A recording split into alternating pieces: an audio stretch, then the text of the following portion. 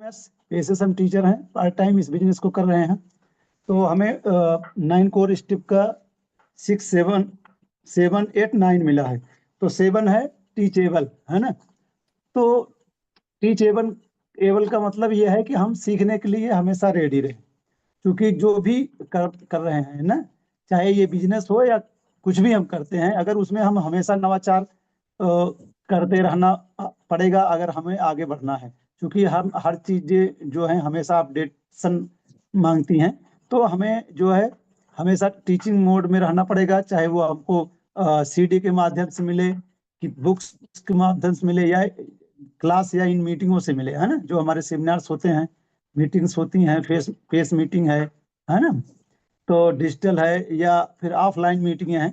तो हमें हमेशा जो है सीखते रहना पड़ेगा, क्योंकि तभी हम बिजनेस में ग्रो कर पाएंगे, हमेशा नए नए आइडियाज को अपने बिजनेस में अप्लाई कर सकते हैं।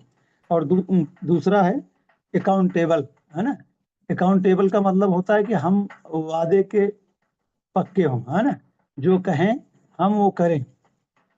जैसे अगर कुछ भी है, हम जैसे किसी के साथ हम कॉलिंग पे हैं, या कल उससे, चाहे वो बिजनेस के पर्पज से हो या वैसे हो, क्योंकि अगर आप अकाउंटेबल हैं, वादे के पक्के हैं, या जो कहते हैं समय पे मिलते हैं, उससे जो है एक तरीके से एक पॉजिटिव जो है माहौल बनता है, जिससे हम बात किए रहते हैं। अगर हम समय के हिसाब से उसके यहाँ पहुंच जाते हैं, और अगर हम उसका पालन नहीं करते हैं, लेट पहुंचते हैं या जाते ही नहीं हैं, तो वो व्यक्ति जो है हमको सीरियस नहीं लेगा।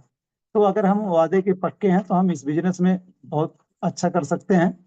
और जिसके साथ आप प्लान करेंगे, है ना, अगर टाइम से पहुंचे हैं, टाइम के पहले छोड़ दिए हैं वहाँ, तो उसका जो है पॉजिटिव असर पड़ता है, वो भी मेरे साथ जुड़ना चाहता है और बिजनेस में जो है वो हमारे साथ आएगा।